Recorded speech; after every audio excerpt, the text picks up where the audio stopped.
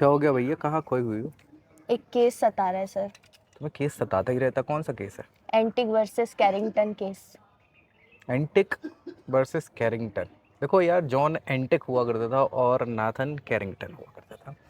ये केस है 1765 का, और इधर का नहीं है, ये है यूके का, मतलब बोल सकते हैं लंदन का। उस समय तक राजा का रूल चल रहा था।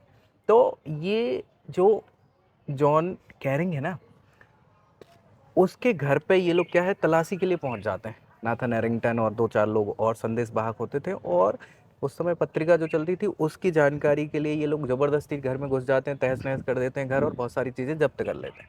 अब ये बेचारा जो जॉन एरिंग था, वो फिर कोर्ट जाता है। राजा जो किंग्स बेंच होती है वहाँ पे बोलता है कि भाई ये इस प्रकार का तो अधिकार होना नहीं चाहिए, सबकी पर्सनल लिबर्टी है और सारी चीज़ें, किसी को भी बिना अधिकार के किसी की पर्सनल प्रॉपर्टी में घुसने का तो अधिकार है नहीं। और इसी पे से ये लैंडमार्क जजमेंट आया था, किस प्रकार से कि आप बिना किसी इजाज़त के पर्सनल प्रॉपर्टी में नहीं घुस सकते, ना जांच कर सकते, ना कुछ। अगर करना ही है तो आपके पास परमिशन होनी चाहिए कोर्ट की या राजा वगैरह की उस समय। तो बहुत ही इंपॉर्टेंट लैंडमार्क जजमेंट है, और इसी के बेसिस पे राइट टू प्रॉपर्टी और बाकी चीज़ें बेस्ड हुई हैं, बाकी सारी चीज़ें। तो बहुत इंपॉर्टेंट है ये हैरिंगटन केस। मुझे लगता है समझ तो आ ही गया वो अब। नया क्या जानना चाहते हो कमेंट सेक्शन में बता दो, और ऐसी वीडियोस के लिए लाइक शेयर एंड सब्सक्राइब।